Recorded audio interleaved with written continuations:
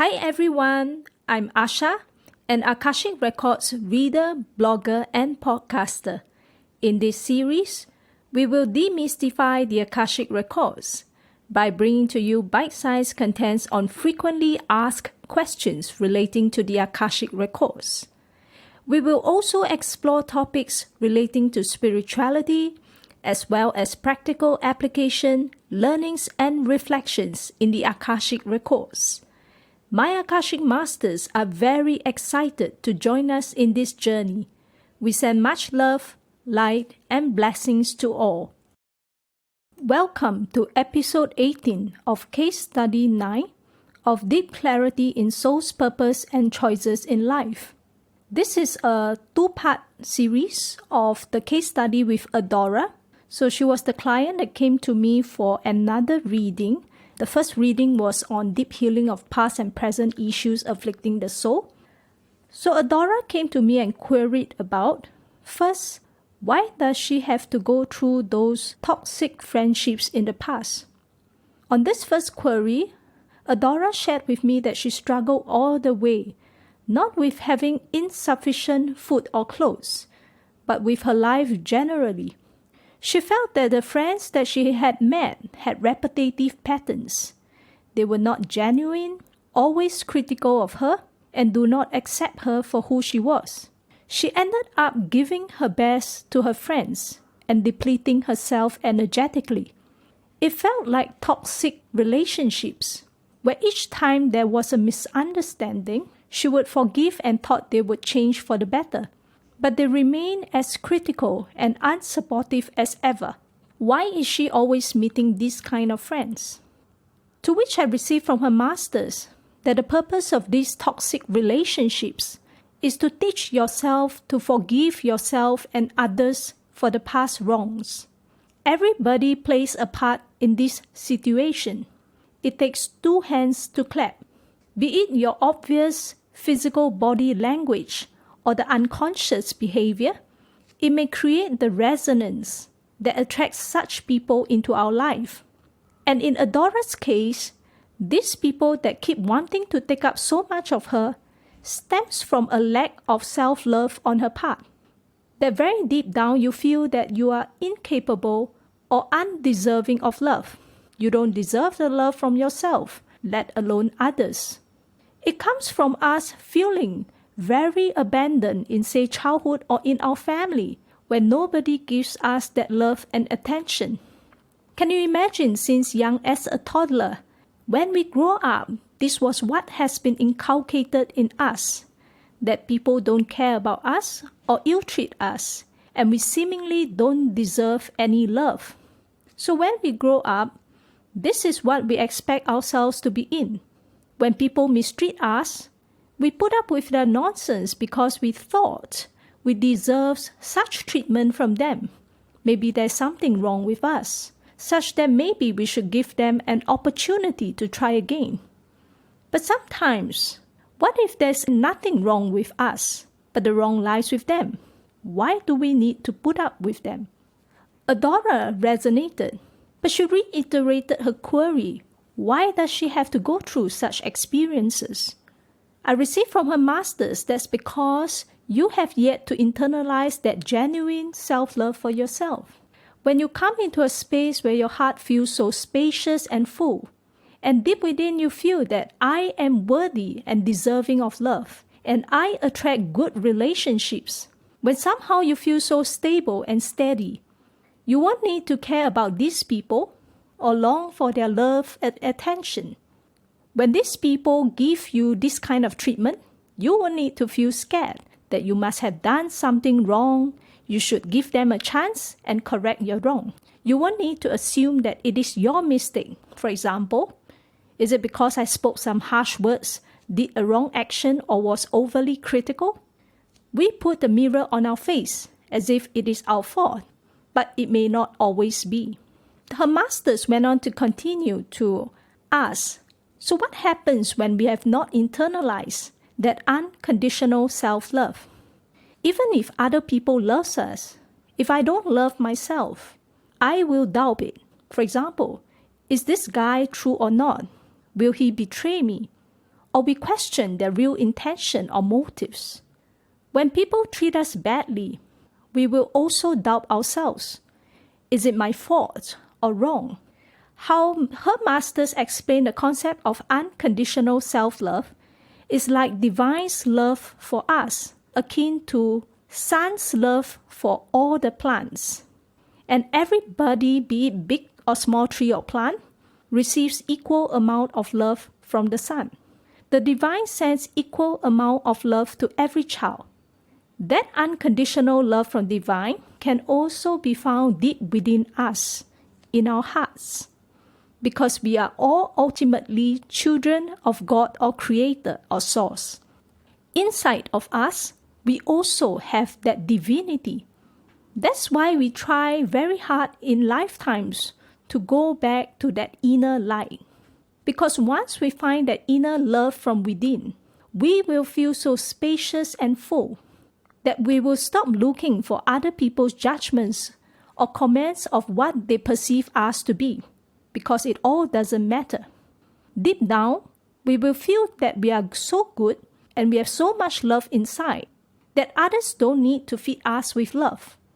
We can be so strong ourselves that we can even be like the sun radiating love for others whom we feel genuinely need.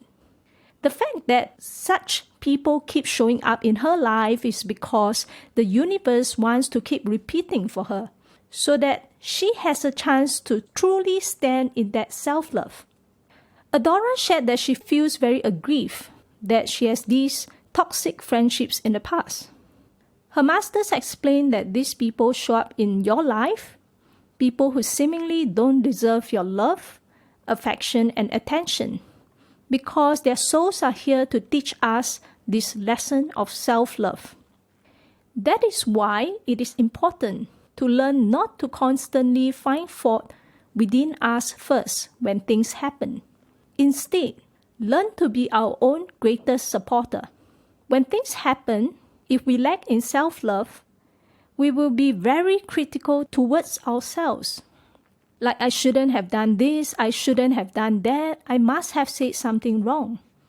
How about shifting your perspective to try, from today onwards, to be your own greatest supporter?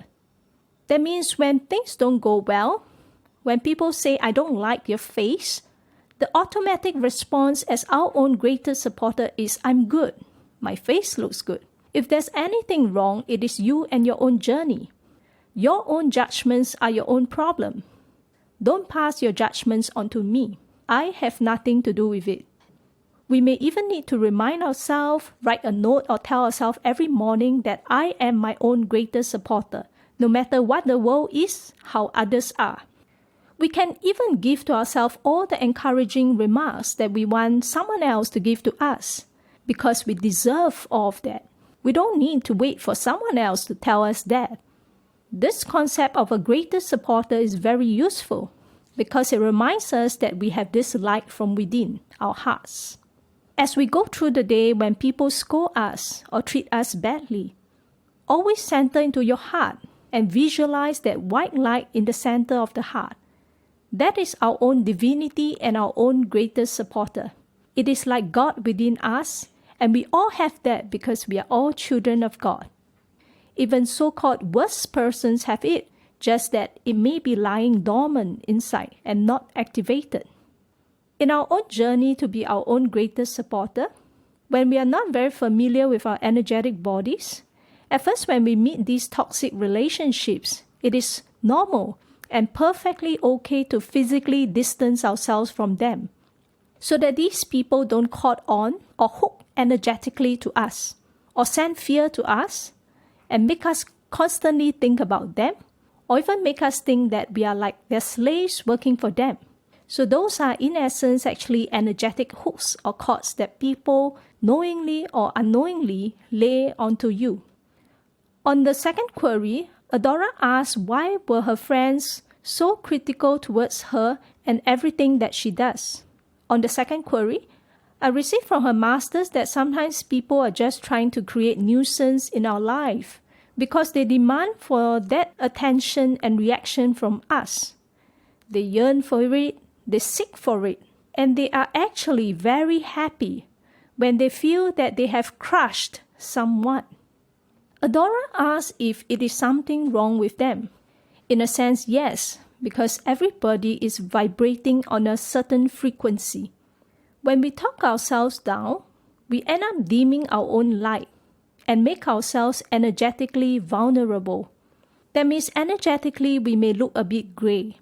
And that also makes us vulnerable to these people who try to create nuisance in our lives because they yearn and crave for that love, attention, and destruction that they cause in others. For example, when a bully says something and triggers a reaction in a victim, they feel happy. But when they feel that they can no longer get the reaction, they feel weak. In other words, if they feel that someone stronger or seemingly unaffected by them, then they feel weak. That is the mentality of this kind of bullies. It has nothing to do with you as a person. You are neither wrong nor defective. Adora shared that, indeed, her so-called friends even criticized her over her purchase of mobile phone, and one even showed her great displeasure. She asked if these friends are mentally ill, to which her master shared that everybody is a precious soul and child of God. It is just that we have differing tanks of self-love within us. For example, some may be lucky they're born with 80 to 100% love and explore the world with a heart filled with love. The parents showered them with maximum love and they don't really experience how it feels like to be unloved, and they engage in happy relationships. But for a lot of us, we grew up with only like 20% love, or felt as if people even wanted to take away that 20% that we had. This situation applies to these friends as well. Her master shared that the tank of love for all of them is half filled. In client's case, it is due to her childhood days of growing up and relationships with her family. For her friends, for whatever reason, they also feel that they are lacking in love. That is why they feel jealous when Adora has something better. They feel that they want to be a nuisance and destroy her life or make her feel like a victim because it makes them feel good. By lowering her, it uplifts them. It is an energetically low way of dealing with things because their self-love tank is very low. If they're so full of self-love or other people gives them so much love that they are brimming with love, they won't need to resort to do all this. They would already be so happy, so why do they need to create misery in others? Adora's masters also added that don't worry too much about it, the past is no longer around. Focus on what you can do at the present moment of filling your own tank of self-love. And also different people have different reactions when it comes to lack of self-love, depending on their personalities. Some people can be more abusive or more reactive and want to inflict the pain on others and see others suffer. Others may quietly swallow and bury everything inside and end up feeling suffocated. In either case, it is painful and everybody is suffering. Adora's masters reiterated that the past is over. Adora does not need to get into these toxic relationships and to remind herself that she is her own greatest supporter. On the third query, Adora asks whether she's born with a purpose and what is her soul's purpose generally. On the third query, I received from her masters, yes, of course, she has a soul's purpose. Adora shared with me that she struggled all the way in life, like meeting shitty people in friendships. The relationships are also not there, all stemming from a lack of self-love. She even struggled all the way in her career till it is finally stable now. For Adora's soul's purpose generally, her master shared that you are a very patient and accommodating person who is willing to extend a listening ear to others for the purpose of supporting and nurturing them on their journey. Adora resonated but shared that unfortunately for the people she met, nobody bothers to reciprocate that support and nurturing behavior to her. To which her master shared that this is a balance. To be able to support and nurture others, You need to have your harmony within. Right now, it is imbalanced. You haven't found that perfect balance where your self-love tank is very full and you don't feel that you are overextending yourself. As much as maybe you're naturally in tune with listening to others, really wanting to support and nurture them, but because of all these dense emotions that you take up, you don't have that inner harmony yet. You end up feeling as if their problems pour to you like tsunami and feel like you're drowning there. You feel so suffocated, like all the negative energies from these toxic relationships coming to you. It is because deep down, we haven't really found ourselves. Try to work with yourself first to fill up your own self-love tank. And how do we do so? Her master suggested for Adora to do things that you truly enjoy alone for yourself. Ask yourself and find time to journal down your answers to these questions. For example, what do you truly enjoy in life? What do you truly want to achieve in life? What gives you passion? What excites you? Just try to go after it. Sometimes when we think about activities like singing and dancing, we may feel that it is a waste of time and money. Like such a tough world we are in, struggling so hard to make ends meet. If we don't work hard, maybe the next moment we won't get retained and be jobless and we don't have money and all those beliefs. Try to put all this away. Try to trust that now you are in the right space. You have been through all the hardships. And now you have created for yourself all these blessings, time and space to think about what you truly want to do in life. Don't even need to think of your soul's purpose of listening to others with the intent to support and nurture. Think of yourself first. Why? Because when you fill up your own self-love tank, you are so happy within and you will find that harmony. When you find that harmony and do things related to your soul's purpose, you would be in flow and in rhythm. That means you will be riding with the flow. For example, if you do engage in activities that allow you to align with your soul's purpose, you won't feel drained. You will be nourished. Because inside you are like 80% self-love and you have more than enough to listen to 20% self-love without overextending yourself. You will also know how to take care of yourself every day so that you constantly fill up your own self-love tank first. Adora's masters encouraged her to ask herself and think through those questions shared earlier. Importantly, don't just write these answers down in theory, but try to execute some plans in practice. Make it happen for you.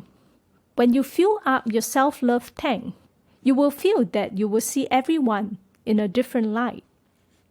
On the fourth query, Adora asked what is wrong with her work colleagues who didn't like her, despite her not doing anything to them. On the fourth query, Adora shared that recently 2 work colleagues didn't like her and she also doesn't like them. They don't like her because she's not very fast at picking things up. She needs time to process things in her mind. And as a result, she was often scolded by her former manager. She felt that her colleagues see her as a nuisance. Even though she didn't do anything to them, both didn't like her. She felt very bothered by their judgments, and she's still trying to learn how not to be affected. When I consulted her masters, they shared that this is the same and repetitive issue as her earlier friends. It is also the same case where the root cause is that it takes 2 hands to clap in reality. There's nothing wrong in both sides, just that everybody is lacking in self-love. When we are lacking in self-love, our energy body is more vulnerable and our light within is very dim. When other people's judgments come, it hurts us easily, even when we try not to think this way. Adora asks, what is wrong with such people? Why did they judge and laugh at her and think that they are better than her, when she didn't even judge or offend them? To which her masters reply, which I really love, try to see everybody as being hurt within. Even though on the outside it may not look obvious. Why gangsters behave the way they do, is because deep down they're so hurt. They're so hurt by whatever happened in the past that they needed to build up this strong exterior and look as if they're very fierce and capable and everybody like them, so that they don't have to repeat their painful past that hurt within them. Adora's masters encourage her to not say let them bully, but not to be so affected by their judgments. How not to be affected? By being your own greatest supporter. Not just to remember your own light, but to remember that people like them are hurting within, whether they are aware of it or not. If they are unaware, it is even worse. That means when they grow up, they didn't feel that love, or they went through certain difficult parts of their life. They feel that they need to look really strong, put others down, bully others, laugh at others, and get a crowd of people. They feel weak alone, and they need a crowd to feel strong. Adora resonated that indeed in her case, there are a total of 3 colleagues who operate as a group that targets her. Her masters continued to share that this is how they are, and to encourage her from today onwards to try to see them beyond their physical body into the hurt children within. When we learn to see all these bullies and harsh critics with compassionate eyes, we see them naked as they are, hurt children walking around. Our views of all these people will change. We may not be sticking with them, but we no longer care so much about their judgments. It helps us to find a neutral space and feel neutral towards them. That feeling of I respect you and I know you have your own hurts that you have been through. So with that, we went on with the healing segment. For the healing segment, Adora wanted the healing to focus on building up her own tank of self-love, not to dim her own light and thereby allowing her to feel happier within. For that, we ran Akashic Light clearings and activations, which are energetic commands that assist us to shift, be it on a physical, mental, emotional, or spiritual level, as aligned to our highest good. In Adora's case, we were guided to run clearings and activations, first for calling back of her personal power, energy, and soul parts that she may have left behind or given away to others in all her experiences throughout life. We also ran clearings and activations for her to access her wisdom from her past lives and also in this lifetime, to assist her, to guide her on how better to deal with all these difficult relationships in her life. We ran divine love to allow her to feel and increase that love from within her heart.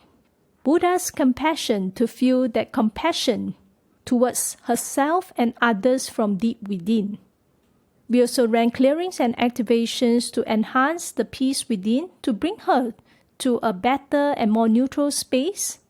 We also ran clearings and activations for karmic lessons to allow her to identify specifically, as she is ready, what are the karmic lessons that she may have with these specific groups of people that she has in mind, so that she is able to identify more clearly and decide what she may want to do next. We ran clearings on activations for I am empowered, to remind her that she has the power within to courageously move forward. I am divine, to remind her of the inner light from within, merging with her higher self, the part of her that is wise and knows what she needs, as well as protection like greed, to create this shield of protection 6 feet around her to protect her from the negativity all around her. We were also guided by her masters to release and remove some energetic hooks and cords placed onto her by her friends and people that she have met in her life. And also her masters sent a lot of gold light to patch her aura to help her to feel energetically less vulnerable and exposed to difficult relationships in her life, to make her feel stronger from within so that she is able to forge and identify and build meaningful relationships with others as her soul desires. So with that, we conclude the session with Adora. And for me personally, the greatest takeaway I had from this session was the reminder to be our own greatest supporter.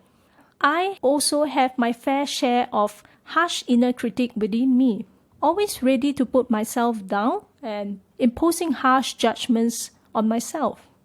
The Masters reminded me in this case that we can always tell ourselves phrases like, I can do it, I've got this, I've the innate potential to do this. It is not in any way an exaggeration, but it is a reminder and an affirmation to ourselves to remind us of that infinite potential that lays dormant within, that is ready to activate anytime we feel ready to. And it has helped me so much in my own journey to really remind me of my own divinity. And I hope that that is useful for you as well, and blessings. Thank you for tuning in to this podcast. If you would like to read about my dialogues and reflections with the Akashic Masters, you can visit my free blog at asha-akashicrecords.com. Till next time, take care.